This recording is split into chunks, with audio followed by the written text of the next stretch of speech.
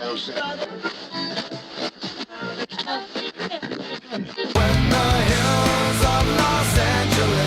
Los Angeles, I'm and most Hollywood nights. She goes to California, oh, California. California. What you say about Los Angeles? LA got the people saying,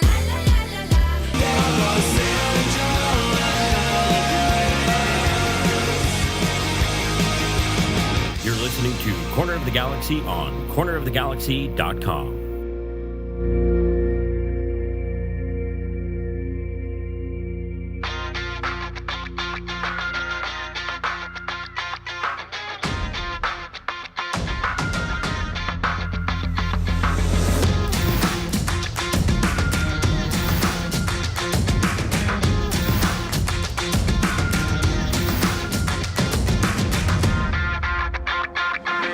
Welcome to Corner of the Galaxy, the show that talks 100% LA Galaxy soccer.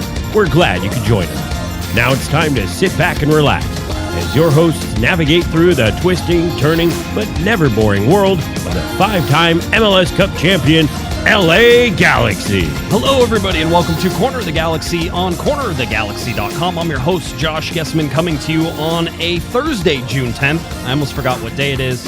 I almost forgot what time it is. Taking 9 days off seems to have done some crazy things to my brain. But we're glad to have you. We actually have a big show. There's a lot to get to tonight. We want to make sure that we get you updated on all the stuff that basically we missed when we were off for a little bit. We have some San Jose game stuff. We have the Derrick Williams stuff we need to talk about. Sega Coulibaly had his first press conference, media interview, that type of thing. That was a lot of fun as well. So we're going to get through all of this whenever we get to on tonight's show. To help me do all that, he's back. We're glad to have him back. It's always great to have Mr. Larry Morgan in the studio. Larry, how's it going, buddy?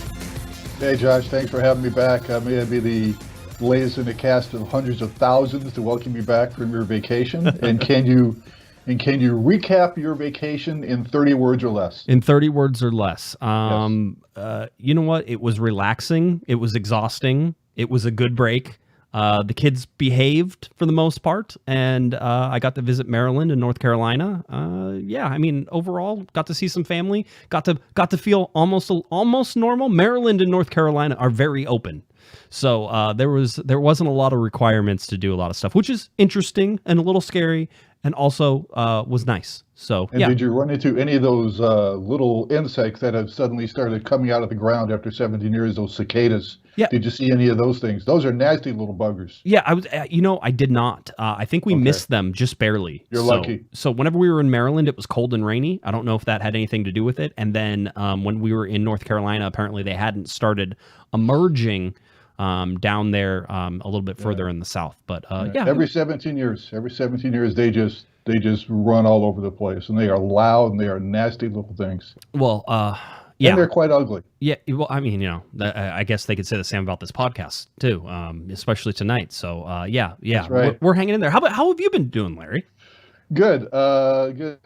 Like people may be wondering what this bandage is on my chin. I had a little bout, had a biopsy done today, a little bout of skin cancer. Nothing to be alarmed about. I've had plenty of these. Something to look forward to as you get older, Josh. That you'll probably have some skin problems like I have. My skin has been heavily sun damaged, but no major concern. I'll probably have it removed in a couple of weeks. But that's other than that, I've been fine, feeling good, fully vaccinated.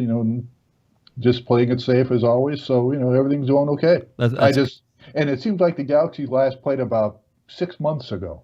Yes, and it really feels that way. does. It does. It feels like it was a long time ago. No, so there's no truth to the rumor that it was Greg Vanney who threw an elbow at you, perhaps. No. As far as I know, no, it was not him. Okay. Although actually he hasn't seen me yet in person, so. Thank goodness. He probably will once he does see me. So that's definitely a possibility. All right.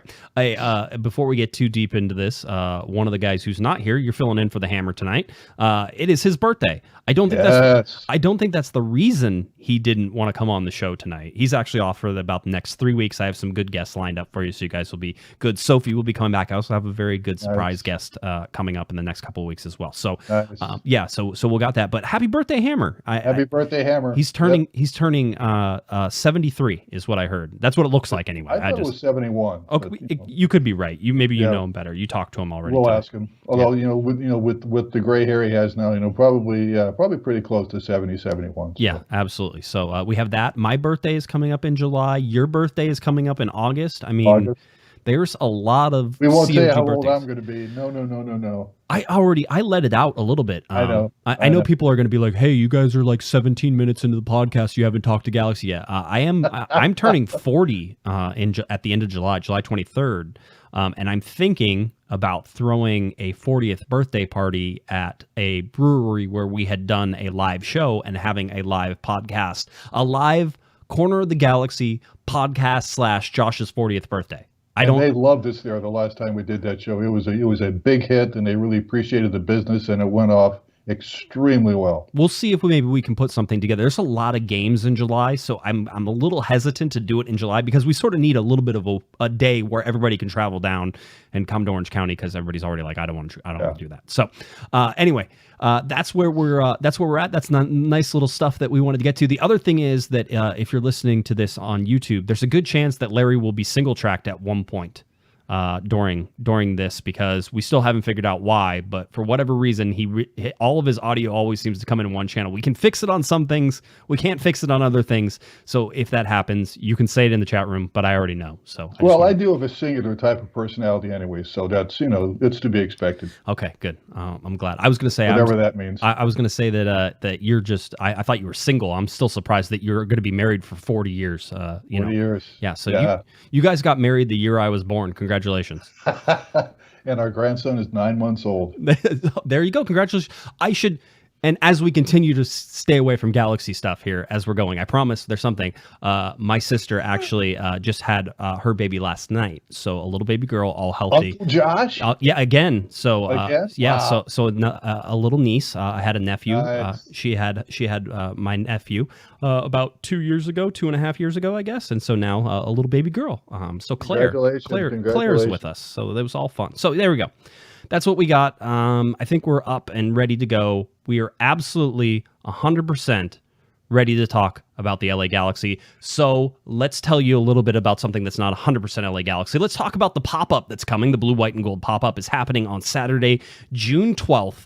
There are some amazing vendors that are coming out that are your independent Galaxy producers of content, of products, of all these amazing things. 1-2 Threads is going to be there. Countercult, Noventa 6, Sad Girl Sisters, Crafty Nurse, Z-Pot Lady, Minute 90, Cali Classico Company, Beanies by Bay, Gadino Art. There's so many. Louis Vela Art. So there is going to be so many amazing things, not to mention the Galaxy Outlaws, Angel City Brigade, LA Riot Squad, Galaxians. AFTRA is going to be there.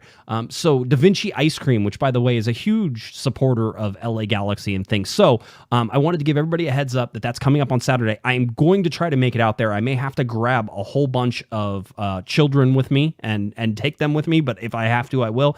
The address is 3016 Winter Street in Los Angeles. So you're going to want to look at that. That goes from 10 a.m. to 4 p.m. Get out and support these people. I cannot tell you how important it is to help these people continue to do what you love seeing them to do. And by the way, independent Galaxy stuff, Larry, we talk about independent Galaxy stuff. So I'm wearing a t-shirt that is independent Galaxy related. And I love stuff that hints at the Galaxy, but doesn't say Galaxy. Right. And so that's like my whole, I really enjoy that. So anyway, the pop-up is happening on Saturday. I'm going to do my best to make it. I can't guarantee it. I have heard a rumor, Larry, that perhaps Eric is going to show up too. So I just wanted to say. Now, I just had one question about all these vendors that you mentioned. Now, are these vendors or are these bands? It sounds like there's going to be an outdoor concert. These are all bands that are going to be playing. I mean, they should be bands. They sound like bands. I was going to say that it's not bad. I mean, there could be some punk rock bands there as well. Okay. But yes, they are vendors. If there are punk punk rock bands, I will not go into the mosh pit. No, sir. Okay, no, sir. That's good. Let's get to a little bit of LA Galaxy and the San Jose Earthquakes, only because I did not get to watch this game. I got to watch highlights. I was traveling that day. Funny enough, I drove, Larry, by DC United Stadium. Whenever I landed in Washington, D.C., drove by the DC United Stadium and the National Stadium because they're right basically down in the same area. And they were both... They look? Oh, they're nice. Gorgeous. They're absolutely gorgeous. And they were both getting ready for games because it was Saturday and stuff like that. So, Larry, you couldn't have walked into the entrance at DC United Stadium, say that you were with Corner of the Galaxy, and they wouldn't have let you in? I mean, they would have. I just had children. I mean, everybody knows who I am. As I tell my 10-year-old, I'm huge in Colorado. I keep telling her all the time. I'm like, I'm huge in Colorado. I'm huge in Colorado. So I don't know that holds true, but maybe I'm huge in Washington D.C. too. So we'll see how that goes. All right. So tell me, Larry, about this game, this San Jose game. The LA Galaxy end up winning 1-0. It's on an own goal. They squandered a lot of chances in the first half. But what did you see? You were there covering it for us. My initial impression of that game was it could have been so much more. They won 1-0, but at halftime it could have easily been 2 or 3-0. The Galaxy was unlucky. I thought Kevin Cabral looked very good. Samuel Grandsir looked good, especially his effort on the winning goal that turned into an own goal. But clearly the man of the match was Jonathan Bond. 12 saves, second all-time in franchise history behind the 14 turned in by David Bingham against the same Earthquakes a couple of years ago. But my overall impression was the Galaxy could have won this going away. They just squandered numerous chances, but at the same time, second clean sheet in a row at home, you can't go wrong with that. And I'm starting to feel about Jonathan Bond the same way I did about Donovan Ricketts when he joined the Galaxy in 2009. He had an immediate impact on his team, which reached the MLS Cup final that year, where they lost to Real Salt Lake in the final on PKs. Jonathan Bond is having the same impact on this team, and if he keeps going like this, I think he's going to get serious talk about being the team's most valuable player. I know Chicharito's having a hell of a year so far, but Bond certainly would have to be included in that discussion as for the team MVP. But we'll see what happens. Now, Chicharito winds up scoring 60 goals. Hell, I mean, come on. Yeah. But Jonathan Bond right now is really having a tremendous impact, not only on the defense, but on the team overall. They clearly have a lot of confidence in this guy. I will say that as of right now, it seems, this is from a guy who is. I will say, people always accuse me of being slanted towards the Galaxy, and I think in some ways I am. It's who I watch and who I cover, so It's really hard for me not to try it. But looking at the rest of the league, I would say that Jonathan Bond is the current front runner for goalkeeper of the year. No doubt. He might be a newcomer of the year. You know how they have a newcomer? No doubt. He might win that award. Yes. I could see him. I agree if he keeps up the way it is. And let's be honest, Chicharito hasn't scored in the last 2 games, right? So that's something to keep watching. But if you look at what Jonathan Bond is doing, is he is making the LA Galaxy, who have been losing the XG, the expected goals race, in a bunch of their games, Larry. And I will caution everybody that in, I believe, 2019, whenever the LA Galaxy had a faster start than they did right now, that was also the case in some of the earlier games, and we saw how that eventually plays out, right? So keep that in mind as you're watching all this. I feel different, but I feel it's different, but just keep that in mind. He's keeping the LA Galaxy in this. I mean, they're 5-2-0, Larry, through their first 7 games. They have the second best points per game total in Major League Soccer, only behind Seattle, who's played an extra game. They clearly have somebody back there who they can really depend on. Yeah. It is. By the way, it's funny. It looks like David Bingham is in Portland now. He just arrived there. He was. If you follow him on his Instagram stories, he was going those stories. Is he visiting a relative up there or something? Is that why he was in Portland? Or? It doesn't seem like it. It seems like he's there. It seems like he's there to stay. So, interesting little turn of events there. I don't know which team. I would imagine it's the Portland Timbers. I imagine it's a professional soccer team, but that doesn't mean that it is. It's very, very interesting. He might be the coach of a high school team up there now. I don't know. I mean, he's out of work, so. And to be honest, it could be official by now. I haven't really been paying attention that much, but I know that he's in Portland, and he's up there doing stuff. So interesting little side note there that he wasn't picked up right away and that he was going. But Jonathan Bond has been, a breath of fresh air. I like your Donovan Ricketts call. I will say this: in 2009, Donovan Ricketts deserved to be goalkeeper of the year, and he didn't win it. Right. And then in 2010, he had a worse year, but won goalkeeper of the year because they had to make up for being stupid in 2009. I think that's the timeline. It's either that or he had a better year in 2010 and they ended up giving it to him in 2011 when really he should have got it in 2010. I can't remember exactly where it was. But yeah, so that's where it is. But so we look at this lineup, and without Sebastian Lletget, because he was away at U.S. men's national team, you have, a midfield with Kleshin in it. You have Alvarez, who was playing in the 10 spot again. There's some interesting things. Dunbar starting on the right-hand side instead of Grandsir. Grandsir came into this game and eventually played a part. Kevin Cabral, I think you talked a little bit about Kevin Cabral, but you said you were impressed with Kevin Cabral. Yeah, I mean he was very active. He easily could have scored in that game too. It looks like he's finally getting used to playing in this league, used to playing with his teammates, which is good to see. I mean the Galaxy certainly spent a lot of time studying this guy, scouting this guy, so perhaps they're starting to get some returns on him. Going back to that graphic that you had and seeing Sasha was the starter. I was texting Sophie about this during the match, and I don't know if I can make Sasha a starter. I mean, correct. I mean, I really think he's more effective off the bench. I just don't think he can go 70, 80, 90 minutes anymore. And it's not a knock against him, but I just think his real value is coming off the bench instead of starting. Yeah, but that's just me. I mean, whenever you look at Vasquez and how they're trying to work Vasquez back into being healthy, and then starting Sasha Kleshin doesn't surprise me in this game without Sebastian Lletget as well, not in there. Efrain Alvarez keeps getting the chances that he wanted, that everybody sort of expected him to get, and you look at him here. I didn't get to watch him personally, but I didn't hear anybody say he had a great game. I didn't hear anybody say here he had a bad game, so he probably sort of fits in between those. But there's some interesting stuff to look at from this game. And certainly I will say this, Greg Vanney afterwards was talking about how clinical really they were in the first half and how it was clinical up until the point of putting the ball in the net. The offense is still sort of a question mark, I think, for this LA Galaxy team. If Chicharito's not scoring, who's scoring, right? And they get the win off an own goal, and that's great because they put in a lot of chances. But, again, the expected goals in this game, Larry, really come on the San Jose side more than they come on the LA Galaxy side. LA Galaxy with 1.5 total team expected goals, 2.2 for San Jose.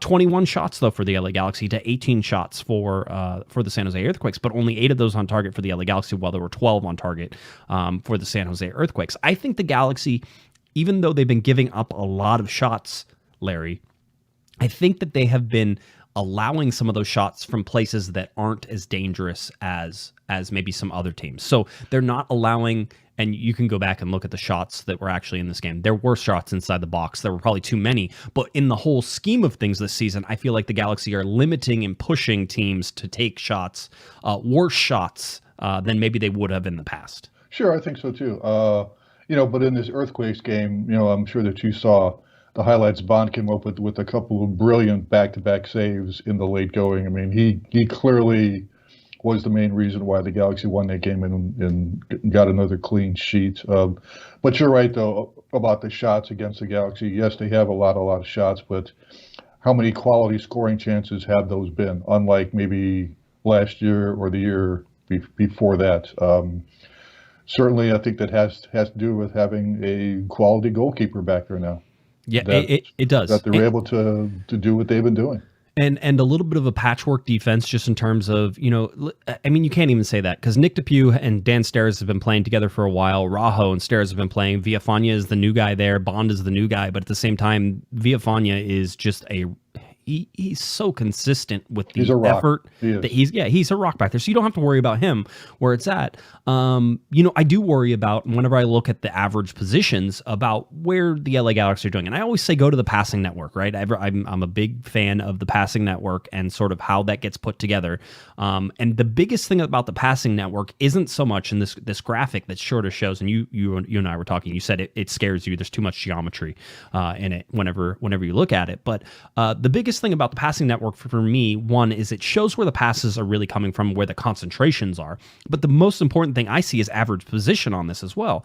And when we take a look at what we get from the average positions here, you can see the LA Galaxy in this particular game against San Jose, when you look at average positions, played with definitely a front two, and that would be Chicharito and Efrain Alvarez, but almost a front three with Kevin Cabral. Now, if I'm looking at the passing network, I'm saying that Cabral was not played to enough. Because you look at the passing and the strengths of the passing that was coming in, and it seems like Cabral was doing a good job of staying wide, opening up the field. And again, I can get this just from average positions of where he is showing up, his average position on the field, but he was up there on top with the line. So we talk a lot about Chicharito needing another forward, Larry. We need somebody to partner Chicharito with. And in this particular case, he had two guys who got to partner with him. You had Chicharito playing up top with Efrain Alvarez, who was pressed very high and actually had a higher average position than Chicharito. That leads me either to believe that Efrain Alvarez was pushing the line, which I doubt, or that Chicharito was dropping back into the midfield a little bit more to try and gain some of that possession and try to create some of those things. Not something you want him doing, and probably why the Galaxy don't get a goal from him in this game is you probably need him playing a little bit higher than Efrain Alvarez, not dropping back. But Kevin Cabral, to me, when I look at this passing network, seems like he's on a bit of an island out there on the left. So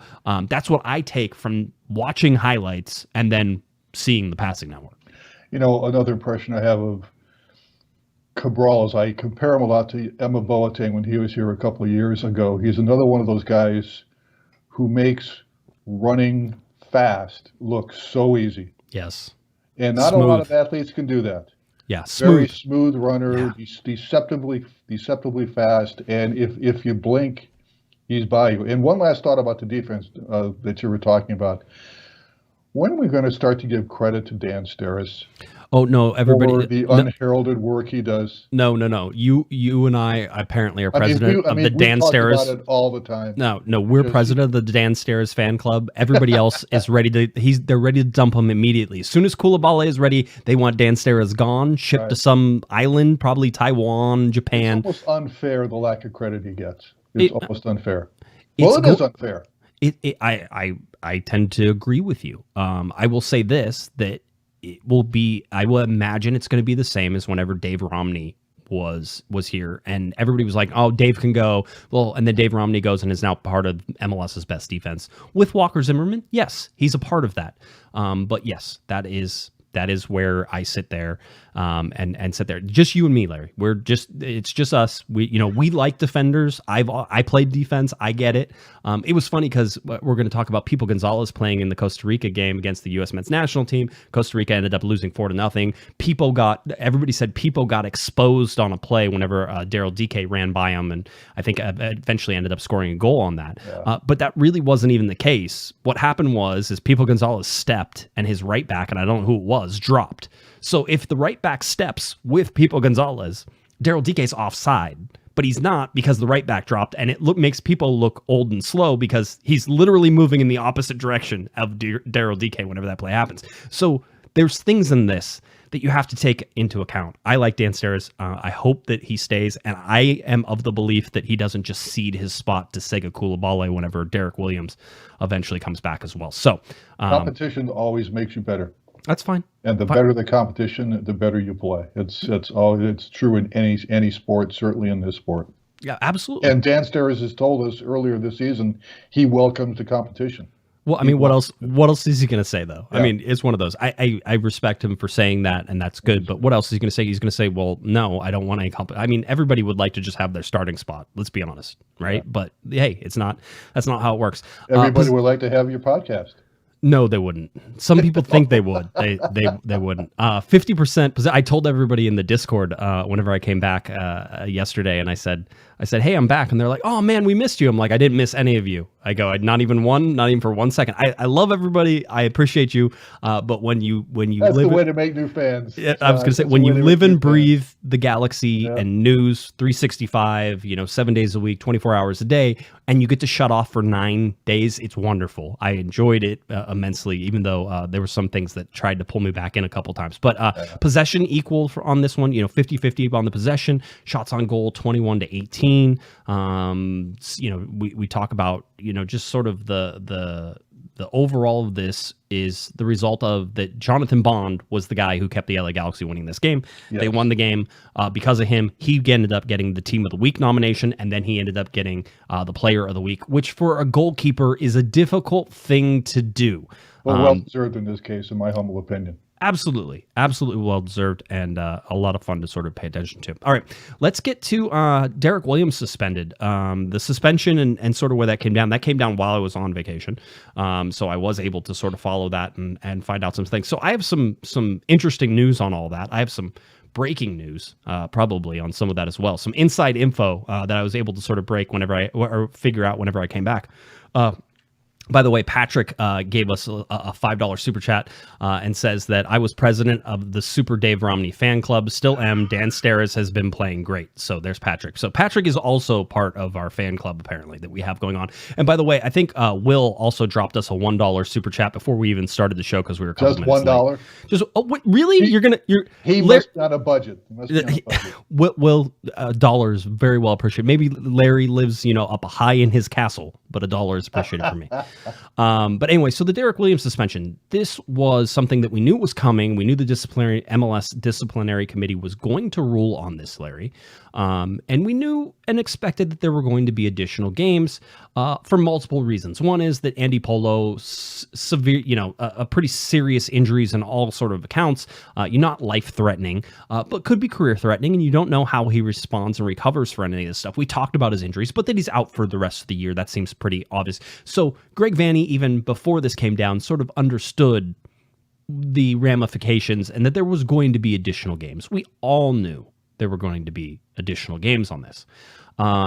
And so the disciplinary committee ruled on this. The committee has suspended LA Galaxy defender Derrick Williams for 5 additional matches. That's 6 matches in total, and fined the player an undisclosed amount for serious foul play in the 44th minute of the Galaxy's match against the Portland Timbers on May 22nd. That means that Williams will miss the June 19th game, the June 23rd game, the June 26th game, the July 4th game, and the July 7th game. That is more than 17% of the LA Galaxy season that Derrick Williams will be suspended. That's just a fact. I'm not even making an opinion argument yet, which is coming, but that's just a fact. He's going to miss 17% of things. And that, then the argument, well, Andy Polo has to miss all the, yes, understood, 100%. I get what's going on the Timber side of things as well. Here's the thing. And we're going to get to Greg Vanney's comments, and we'll tell you what he said. I'm going to jump the gun a little bit because I want to tell you what the disciplinary committee was actually considering before all this, which is that the disciplinary committee was originally, or at least at one point, looking at an additional 8 games to make it 9 games total. All right. Now, we can talk about the precedent and where these things sort of sit. We have the Nigel de Jong foul on Darlington Nagbe, which I think got 3 games in total. It was 1 game red card, or excuse me, no, it was 3 games because he didn't even get red carded. He got yellow carded in that, which by the way was the correct call. He got yellow carded in that game, and then was given a 3-game suspension after that, which was at the time, I think, the longest suspension in LA Galaxy history. Now we have Derrick Williams, who gets 6 games total, but the disciplinary committee was looking to suspend him for 8 plus 1, which is 9 games in total.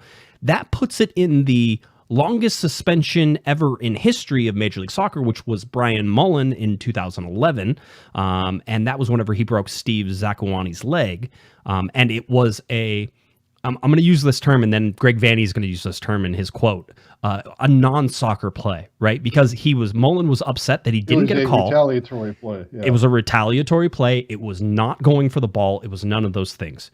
Greg Vanney has been pretty upfront about talking about Derrick Williams feels remorseful. He reached out to the player, the whole deal. But Vanny also says, I talked to Derrick and he was going for the ball. He saw him late. He realized it was in a bad position, and it's reckless. It's dangerous. There's all these things that it is. However, it's still a soccer play. And that was Greg Vanny's argument. This is a soccer play, not a non-soccer play.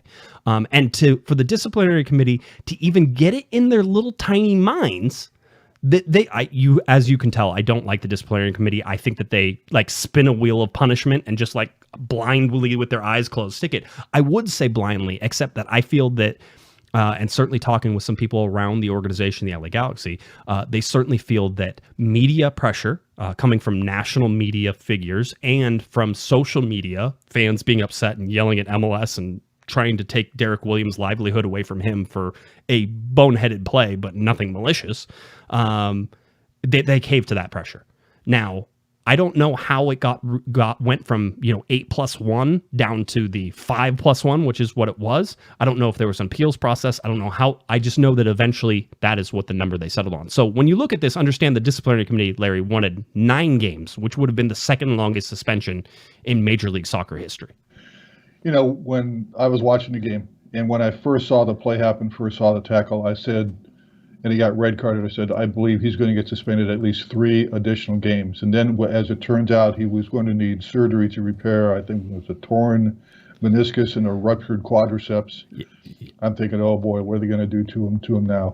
Now, as Vandy said, it was a non-retaliatory play. It was a soccer play. Now, my question is, how long do you think that suspension would have been had it been in response to a play earlier in that match? And could that have warranted a suspension for the rest of the season? Maybe. I don't know. I mean, I don't know. Here's the thing. If it was retaliation, Larry, then it's not a non-soccer. Then it's a non-soccer play, right? We get into that different category. And all of the things that we have talked about, whenever we talk about precedents, here's what happened with this. And I said this on Twitter whenever it came out. And then I said, I'm going back on my vacation after I tweet this. And I did. I put it out there, and people, I had Timbers fans in my mentions, and mute, away to my vacation I went.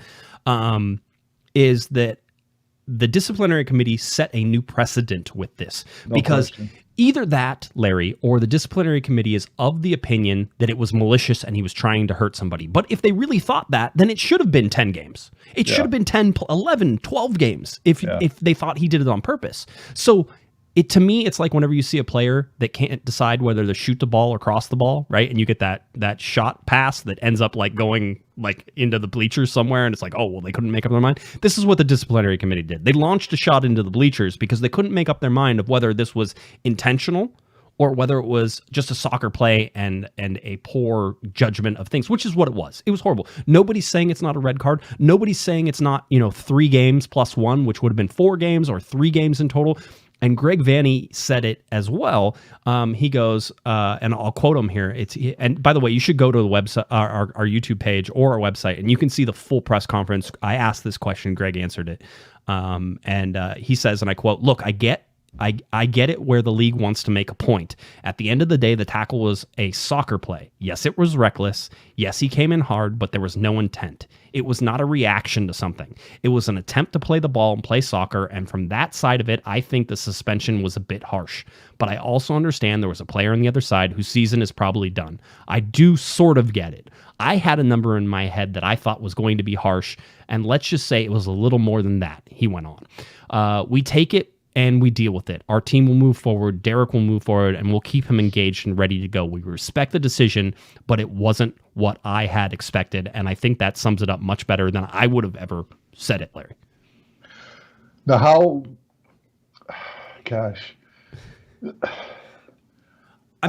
yeah, go ahead.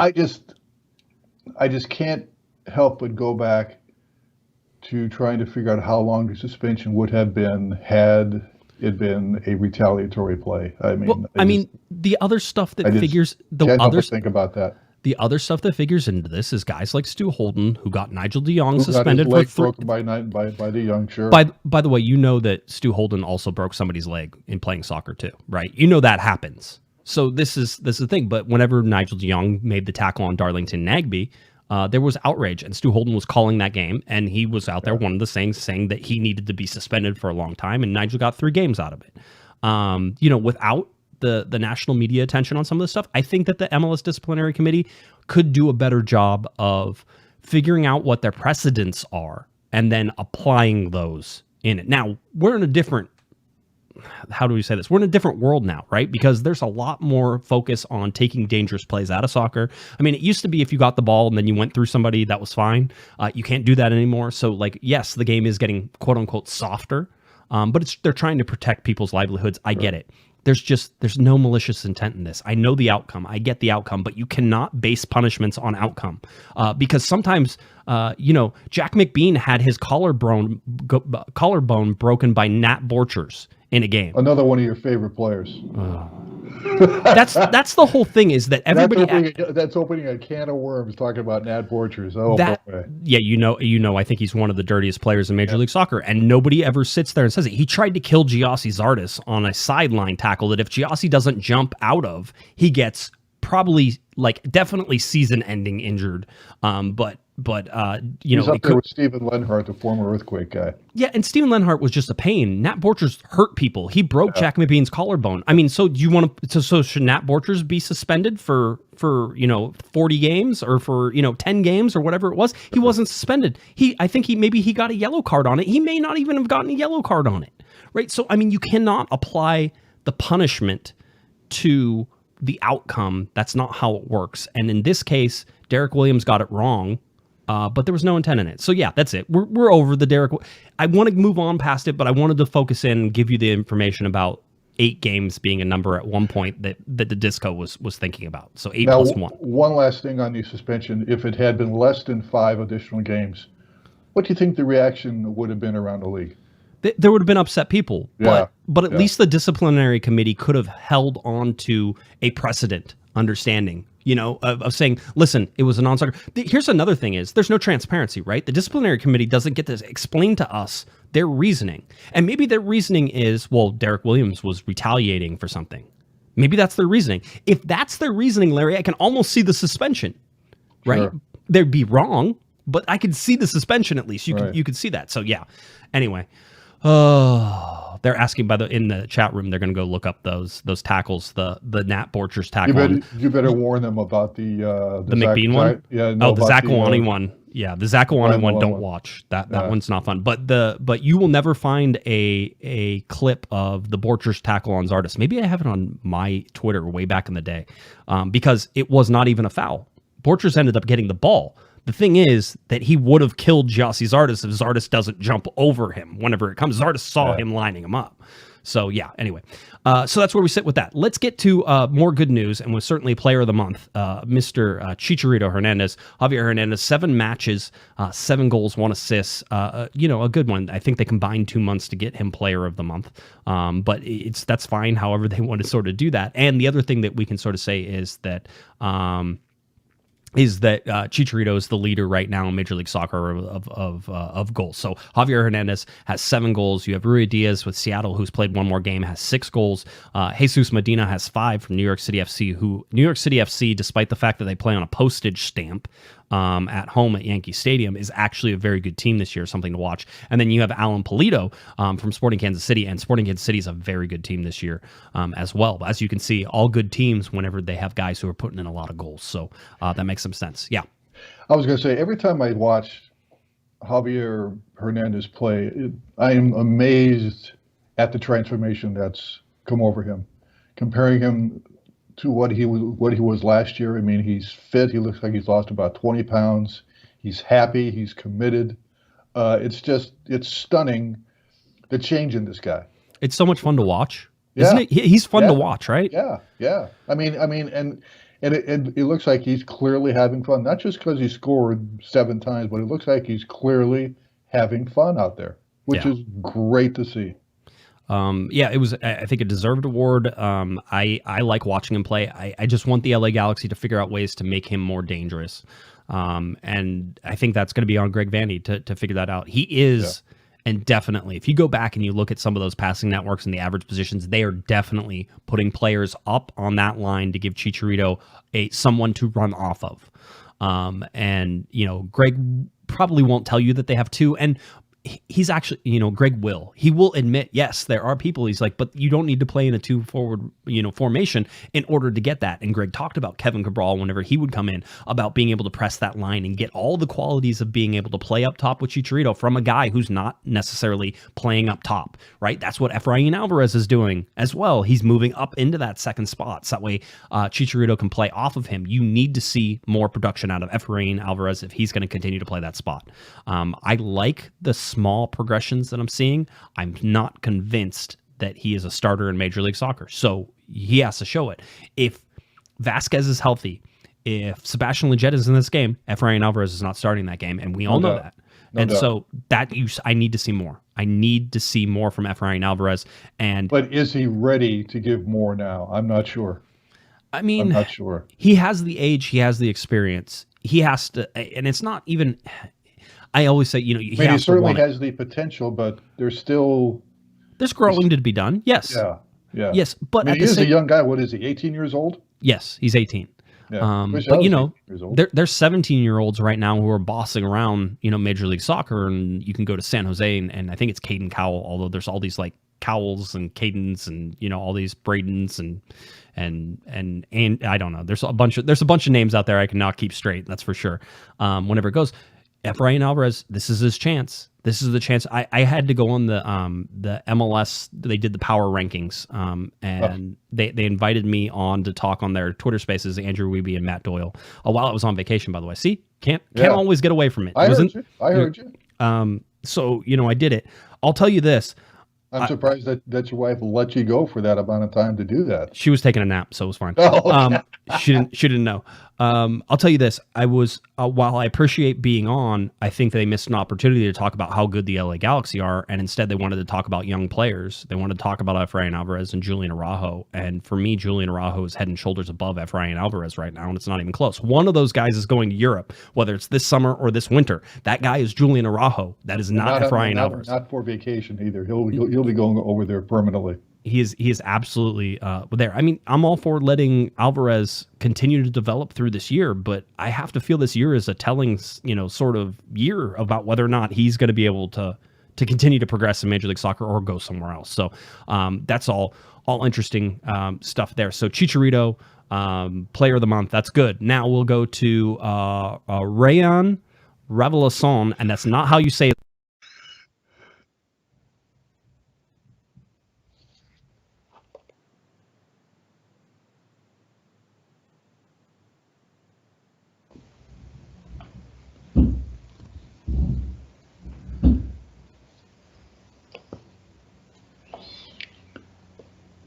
I can't hear you, Josh.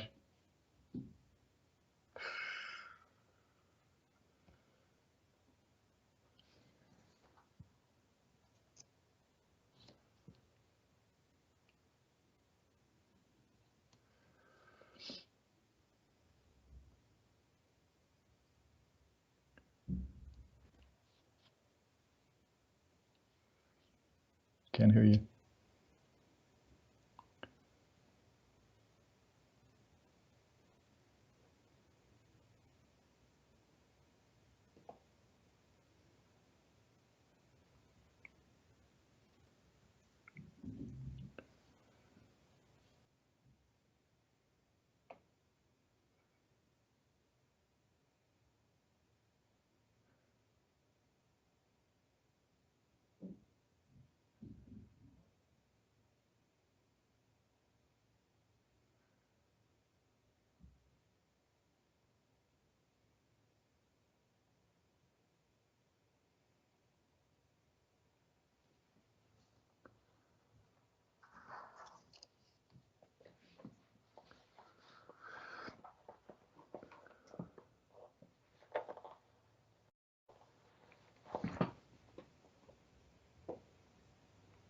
One, two, check, 1, 2. Hey, all right, there we go.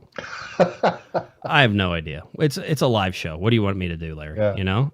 Apparently it just decided to stop working for a second. That's all. Okay. That's all I can tell you. Okay. Yeah, I heard this buzz. I'm going, uh-oh. What happened?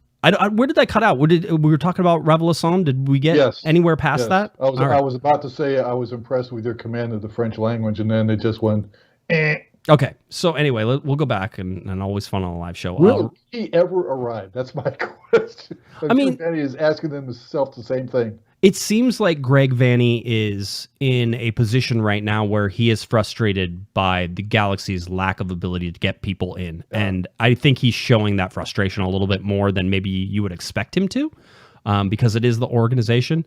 I know the guy who is getting all this stuff, Larry. I mean, I know who it is, and he's been doing it for a while. So I have to imagine that still it's a lot of pandemic stuff. It's a lot of issues with those, and we know it's like 90-something% of embassies have either slowed down or been closed at one point during this. So they're working from home. There's all sorts of stuff. So so we understand that, but you can see he's getting there. Here's the update on Raveloson. He says he has an appointment, and we have a request to get it moved up a little sooner. So they have an appointment. They're like, can you make it sooner? That's where we're at right now. So not exactly, feeling real confident on that. Vanny says, hopefully we'll hear back on that in the next day or so. I still hope. I don't know why, but I still have optimism we can get this done and try to get him here before the next match. Whether he's ready to play, we'll have to see. So he is trying to bring him in before the Seattle game. It doesn't. Even if he arrived before that game, he would not play. He just would not have had enough time to be with his new teammates and training. But it just would be nice to have him in person. But he would not see any action in that game. Yeah, this is too soon. Yeah, it's too soon. I agree with that. Yeah. So that's fine. But you want him in because the games are going to start coming. We're going to talk about the schedule, but the games are going to start coming. The other thing that we had in the press conference, though, one was that he says he claimed that he didn't have Wi-Fi in his permanent housing. He's in temporary housing, and now he's going to permanent housing, and he doesn't have Wi-Fi, so he can't watch Ted Lasso yet. But he wanted to watch it. And not only did he want to watch it, he said, it's too important for me to watch on like a computer. So he wanted it on a TV, Larry. So now I think he was joking when he said that with tongue planted firmly in cheek. I mean, it's too important. So, but again, yeah. But we're expecting updates. I mean, this is you asked the question. It was rightfully a good question. Yeah. And season 2 starts July 23rd for those who are interested. On my birthday. Thank you very much. On your birthday. All right. They knew that. I will say there is a small outside chance that on Corner of the Galaxy from the Box on a Monday night, we may get somebody from that show on the podcast. Small chance. Nice. We're working on it. We're efforting behind I'm going to abuse Kevin Baxter's LA Times credentials for that. Absolutely. I must say, I had heard conflicting things about that series, and when I finally did watch it, I was very pleasantly surprised. It's fun. It's fun. It is fun. And it has some real good, serious moments in it, which are handled extremely well. I really enjoyed it. I did. It's fun. I've watched it twice, so I'm ready for season 2 to come. Season 2 cannot live up to season 1. I'm already ready for the disappointment. And it's already been renewed for season 3 as well. So yes, it has. That's awesome. Okay, the guy who we did get to talk to, Larry, who I was not excited. I was like, oh, this is going to be difficult. It's not going to be fun. Was Sega Coulibaly. I talked to the LA Galaxy PR. I was like, so we're having Sega, huh? And they're like, yeah. And they're like, and he's going to try to do the whole thing in English. I'm like, oh man, that's probably going to be rough. We'll see how it goes. And they said they were going to have a translator there as well. And then Sega comes out and just smashes it. Larry, He speaks better English than you do. Yep. And I was ready to try out my high school French on him again, like I did with Kevin, who was it? Kevin Cabral, yeah. Yeah, Kevin Cabral, yeah, absolutely. But I mean, his English, I was stunned. I mean, and he had a good time speaking English. It was a very good interview. I was dreading it as well, and it worked out very, very well. Us old timers being all like, oh, we're not going to talk. This isn't going to be any fun. And then Sega comes out. 1, it was his birthday. So we all got to wish him happy birthday. 2, he came in with a huge smile on his face. He sat down. He waved his hands at the camera. We all waved back from our little Zoom things. And we gave him a round of applause when it was over. And he was absolutely the most fun thing. And one of our people in the chat room, Mr. Provino, says, Josh was the only person he didn't understand. I did have to repeat my question, but you know what? That's okay. I'll happily repeat. And then he answered it wonderfully, and it was fun. I asked him if Los Angeles really was a reason to come. Like, was there something here? And he said he wanted to be in the United States. He was a big fan of the NBA, and he said the NFL. And then he said it was funny because he said hockey. And I'm like, okay, like Oklahoma, like where do we? And he's like hockey, and we're like hockey. I'm like, I never expected him to be a big fan of hockey, and he's a big fan. He likes the Las Vegas Golden Knights. He is so excited to be with the LA Galaxy. At least that's the aura that he's putting on. I said that fans are going to love Sega Coulibaly. If you haven't watched his press conference, go to cornerthegalaxy.com, watch his press conference, because Larry, he is so. I mean, you know, I always want players that I cover to do well, because I like to see people succeed. You don't want to see people fail, and there's lots of failure in professional sports, and we see it maybe a little more closely than some other people. I want to see Sega do well. You want to root for him, just the way that he's coming into this with the energy he has. Well, especially good-natured people like he certainly appears to be. Now, you were saying a listener said that you were the only guy that he could not understand. You know, how often do you have people not understand what you're doing on the podcast? Oh, all the time. All the time. yeah. That's not even a thing. Come on now. I think you're exaggerating. Sega's great. He's going to be a fan favorite. And I'm very anxious to see him play, to see what kind of a quality player he is. And Vanny certainly is high on him. So he is. And by the way, by 190 pounds, so no misprint like Jonathan Bond when he came over 6. What are they initially 6 foot, 6'4", 160? Yeah, 150 or something. Yeah, it was super low. It was like a stick. Yeah, he corrected that. Yeah, so Sega as it goes. A little more news on this. You need to check out the press conference. It's important. A little more news here as well. The MLS All-Star Game is coming to Bank of California Stadium. So it's coming to Los Angeles, going to be played at that other guy's stadium. It's MLS All-Stars versus Liga MX All-Stars. This is going to be on August 25th, 2021. TV is FS1's, Fox Sports 1 has it, and Univision. It's going to be broadcast all over the world on a whole bunch, I think 150 other channels across the world. Bob Bradley will be the coach of the All-Stars as well, which is usually what happens. The host team gets to have their coach be the coach of the All-Stars, so that'll happen. The interesting thing here is, Larry, is that on August 28th, just 3 days after this All-Star game, is the LA Galaxy will play LAFC in El Tráfico at Bank of California Stadium. So Bob Bradley will be the coach of the All-Stars. We imagine, if I'm thinking right now, I think at least 2 Galaxy players make the All-Star game. Chicharito's going to make it, and that's almost regardless of what he does from here on out, just because he's a big name and they'll want him on there, whether he'll be a commissioner pick or whatever it is. He's going to be there. I think Sebastian Lletget, because he's a U.S. men's national teamer, even though I think that he has played better for the U.S. men's national team than he has for the LA Galaxy so far, I have a feeling that he will eventually be a all-star for the LA Galaxy as well. I think Does Jonathan Bond have a chance to make the team? Absolutely, but I don't know that he gets voted in because people aren't going to be, super high. Remember, this is a popularity contest. I will say what I have always said about the All-Star game, if you're asking for my opinion of who you should vote for, is you find your team who is your rival and you vote for all of their players to play in this meaningless, stupid game that is in the middle of a condensed schedule that is 3 days before one of the biggest games on the Galaxy's calendar. And I love the way you speak so highly of this game. Meaningless, stupid game. I love it. I understand. Larry, I understand like the national implications of it, right? Which is, and by the way, especially where you hear rumors the MLS and Liga MX might merge eventually, right? Sure. Yeah, I mean, and so there's that stuff. I get the international ramifications of it, right? That's a game that will be watched around the world. Understood that as well. From its PR perspective, I get it. If you're a fan of the LA Galaxy and you want them to win games, you don't vote for your players to be on the All-Star team. That's ridiculous. All-Star games are stupid. They mean nothing, and people get fined and can be suspended games for not showing up to it. So and they potentially can get hurt too. Yes, and so you do not want them playing. And then the big question here, and it was asked, I will ask it because I like to stir the pot. Bob Bradley's going to be in charge of LA Galaxy players 3 days before a game. So how many of those LA Galaxy players are going 90 minutes in that game, right? I mean, you could really see that could be a conflict of interest. I'll tell you how it normally works, by the way, Larry, is usually the all-star team coaches abuse their own players in those games. They make them play 90 minutes because they're afraid of hurting other teams' players and doing that. I'm sure the various coaches will convey to Bradley their wishes for how much playing time they want their particular players to play in that match. I'm sure that will be the case. Yeah. Yeah, But again, you have to be careful in these games because we just mentioned you can get hurt. An injury that potentially might cost some valuable playing time for a team the rest of the season. It's those kinds of games are very dicey. They really are. They can be.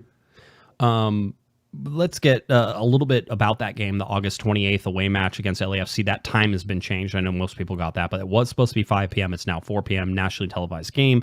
That game is on Fox, Big Fox, FOX, Fox, and Fox Deportes. Big Fox. So that's right. Nice. Channel 11 in SoCal. I think most people have a Channel 11. I think that's ours. International duty, a bunch of LA Galaxy players on international duty. I don't even know if I'm going to get them all. I tried to go and search and find all of them. I'm afraid I always miss one or two. So is anybody left? Yeah, there is. Go away. We know about Sebastian Lletget, and Lletget played a bunch of minutes. He's turned into a very valuable member of that U.S. men's national team. He really has. As somebody said, he's got veteran vibes about him, right? He's calm. He understands where he's playing. He's done that. He started both of the friendlies in Switzerland and Costa Rica. He played in both of the Nations League games, including the final. That was just a fun game to watch. If you didn't get to watch that, USA versus Mexico in the Nations League final, and the U.S. Pulling that one out in stoppage time when there were 2 penalties called. One against each team in extra time, and it was a fun game to watch. If you're neutral, you loved everything about that. So Sebastian Lletget, fun game to watch unless you're on the field getting pelted by fans at the end of that match. Hey, you know what? That part of that is CONCACAF, and that always happens. And the part of that is that it needs to be cracked down on. But you have that. Sebastian Lletget played that, so he was supposed to return to LA either on Wednesday or Thursday after that Costa Rica game that was being played in Salt Lake. So he's supposed to be back. Jonathan Dos Santos joined the Mexican national team but didn't play. Obviously, he had his injury. He received treatment with the Mexican national team in conjunction with the Galaxy's training staff. Greg Van, talked about that. Was supposed to return to LA on Wednesday or Thursday, and so he should be there. We're recording on Thursday. He should be back with the LA Galaxy now. People Gonzalez, I will have a Jonathan Dos Santos injury update coming up here in a second. People Gonzalez joined Costa Rica on international duty, went 90 minutes in the 4-0 loss to the United States. O'Neal Fisher joined the Jamaican national team on international duty, started and went 90 minutes in a 1-1 draw with Serbia. And then Augustine Williams is with Sierra Leone. I believe they have an Africa Cup of Nations qualification game coming up on June 12th. So in 2 days, basically, the Africa Cup of Nations qualification game coming up. And so I believe he's with them and will remain with them as well. Busy players. Boy. People are talking about the penalty kicks and extra time, and they're saying, one of those wasn't. They both weren't penalty kicks, and that's why it's perfectly fine. Each one got one that they shouldn't have gotten. One made the shot, one didn't. That's all that was the difference between those games. So that's fine. When we look at standings, Larry, the LA Galaxy currently, at least in the supporter shield, sit in 4th place overall. Again, we talked about it at 2.14 points per game. They would technically be sitting 2nd behind Seattle if the points per game lays out. Most teams have played 7 games. There's some teams that have played 8 games. I believe RSL's only played 6 games. I think they're the only one who's only played 6 games. But yeah, whenever you look at the top 14 there, the LA Galaxy sit 4th. New York is at 14. Seattle is at number 1. If you want to go, sometimes we have to go to the second page. The 15th ranked team is San Jose. The last ranked team is Cincinnati in 27th spot. 27 teams now in Major League Soccer. I have to have 2 pages for the supporter shield. If you look at the Eastern, I'm sure that you love going on that MLS website, don't you? Oh, it's horrible. It's getting better. They've actually started fixing some things, so it's not as horrible. The Eastern Conference, New England is in the lead with 17 points. They have played 8 games, so they're 5-1-2, 4-0-0 at home. That's important because the LA Galaxy also 4-0-0 at home. The only 2 teams that are undefeated and have all wins at home. The only other going to ask you that, are the Galaxy the league's only unbeaten team at home? Thank you for answering my question. You're welcome. No, New England is the other one. Technically, so is Austin, who hasn't played a game. They haven't lost a game at home either. So they're there. They have all of those sitting. If you look at the Western Conference, it's Seattle, Kansas City, and LA. Again, LA would jump Kansas City right now on the points per game and sit in 2nd place if you're playing along at home with that. So I wanted to get you updated on that. The stats, we've sort of given you, most of the stats in here. I wanted to give you an update on designated players. They played 87.2% of total available minutes, which is good. I know Jonathan Dos Santos, Larry, has not been... he's been coming out of games a lot. He still has played about 86% of the total minutes that are out there right now. So he has been doing a lot better than he was last year whenever you look at that. And that 87.2% is a good number, actually brought down by Kevin Cabral, who had a slower start. So as he plays more games and plays 90 minutes, that type of thing, he'll ratchet up on that as well. So 87.2% of total minutes played right now for the LA Galaxy for designated players, which is what you need in order to be a successful team. I just wanted to show everybody the home points as well. 12 points right now, Larry, through the first 4 home games that they've had. The LA Galaxy had 13 total home points in 2020 last year. So they're 1 point away from doing that. And by the way, their average at home is 1.94 points per game whenever they play at home. That's across their entire history, right? And right now they're sitting at 3.0. So they are outplaying at home right now by 1 point. Don't expect that to stay. Seattle's a good test of that. We'll see if that ends up being anything whenever that comes around. And then the final thing I wanted to get you updated on stats-wise, the LA Galaxy off to their 6th best start in franchise history.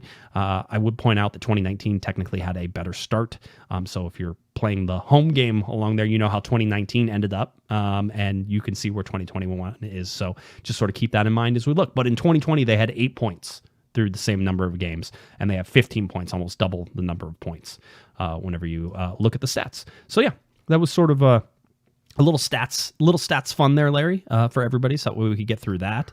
I was just going to ask you, Josh, where do you get the time to do all this stuff? It's amazing. It's just a spreadsheet, Larry. I just, ignore my wife, ignore my children, push off my work that I'm supposed to be doing that I actually get paid to do. It is amazing that you can come up with all this stuff. I am continually impressed. And all these nice little colors and stuff.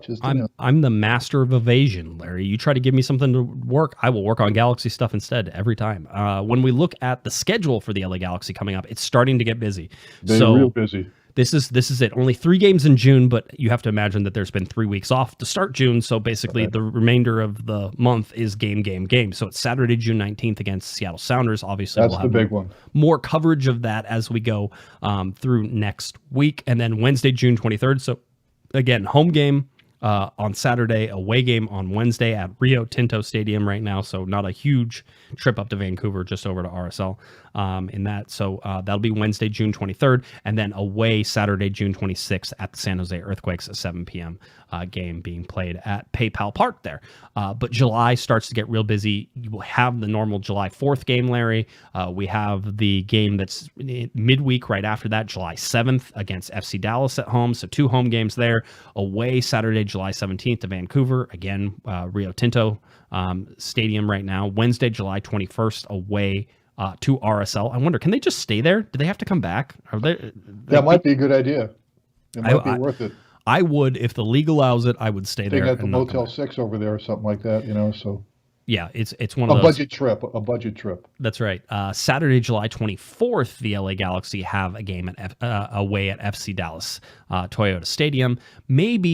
Maybe that Sunday is the day that we have the 40th birthday kickoff. We'll see if that works for everybody. Maybe we'll start throwing dates out there. One July 30th, home to the Portland Timbers. That should be fun to watch. Portland Timbers coming back after quote unquote bad blood that there was no bad blood on. Just one of those things.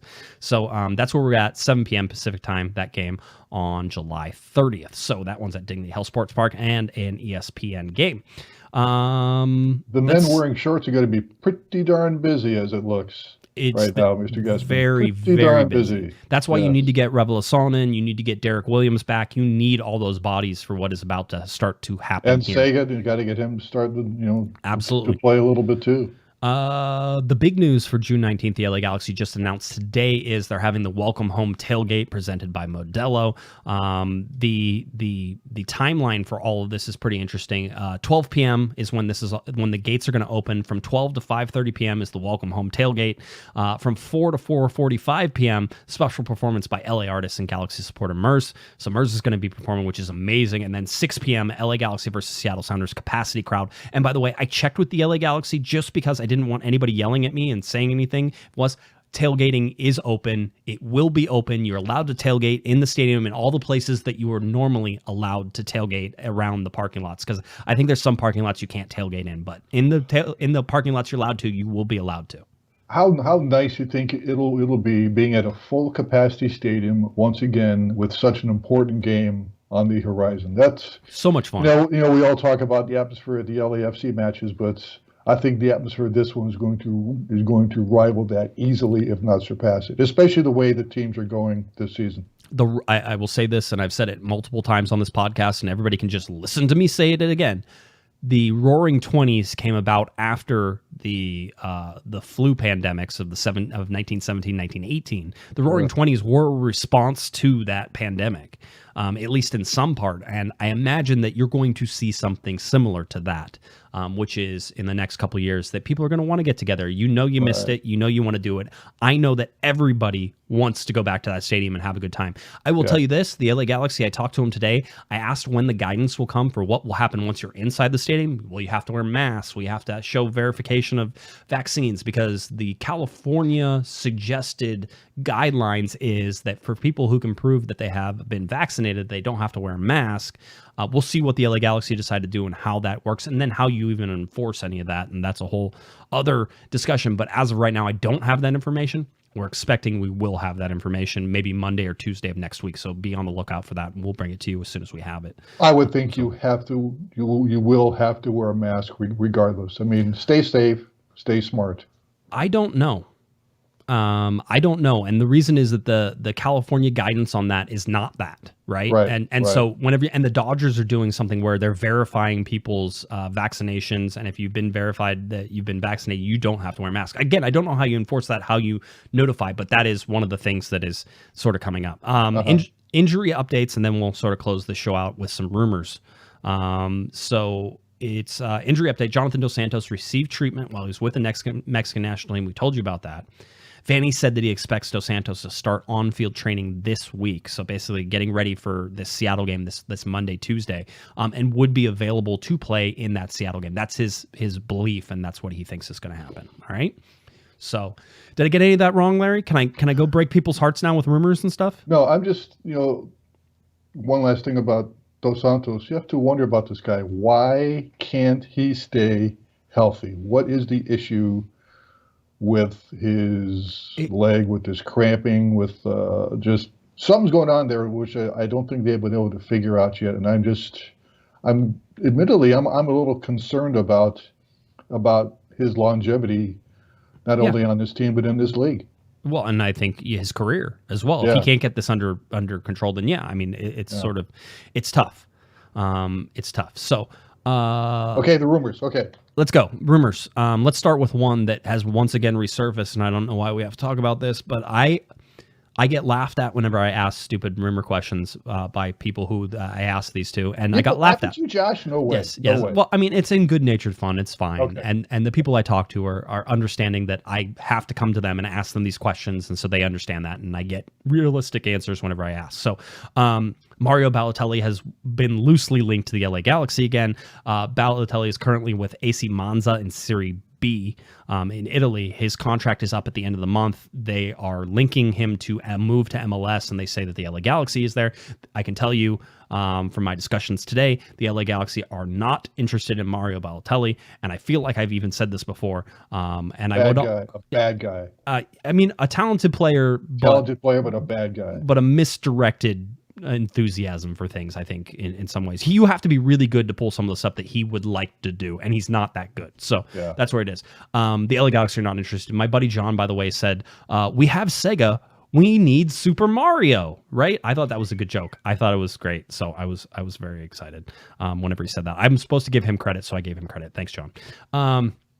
Here's the other one. This one's a little more realistic. Still doesn't mean anything is happening, but I'm going to try it. Matko Miljevic.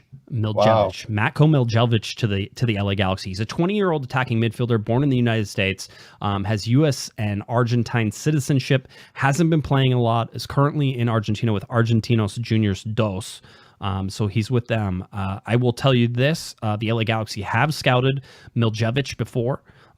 He's been on their radar. They're watching him play. They've watched him play over the years with both the Argentina U20s and the US U20s because he played for both of them.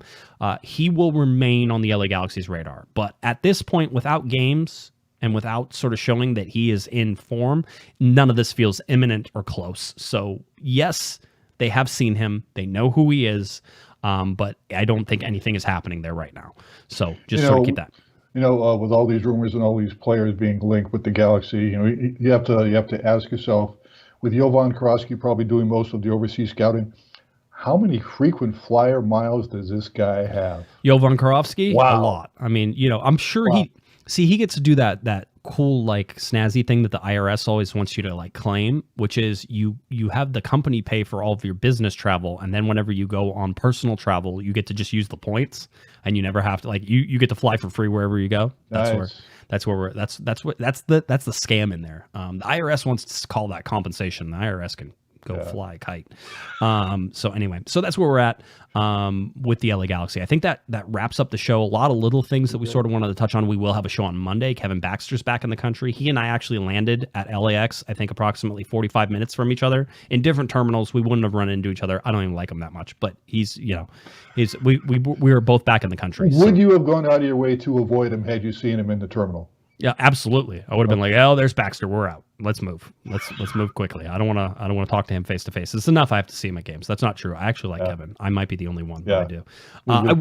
I would like to say I don't think I said the Seattle game will kick off at 6:08 p.m. So again, not a long lead on that. Make sure you're in the stadium whenever it comes. I'll remind you as we go. We have a Monday show. We have a Thursday show. Lots of stuff. So that's where we're at. All right. Are you good, Larry?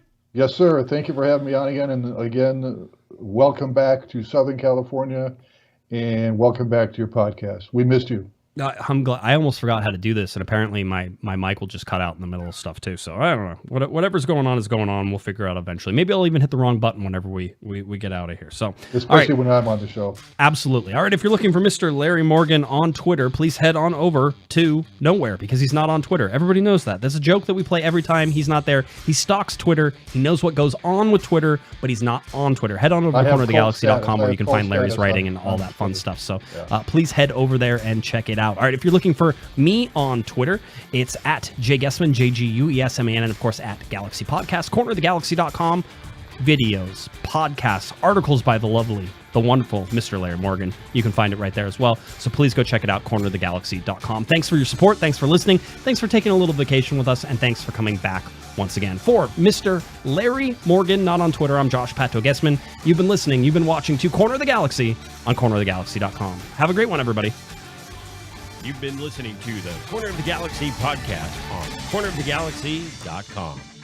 You can follow the show on Twitter and Instagram at Galaxy Podcast, and be sure to check out and subscribe to iTunes, Stitcher, and Facebook by searching for Corner of the Galaxy. Fans, we thank you, and we ask that you be kind and courteous to your neighbors as you leave the podcast. We thank you for joining us and look forward to seeing you again. Until then, I'm Michael Araujo, and on behalf of the entire Corner of the Galaxy crew, goodbye, everybody.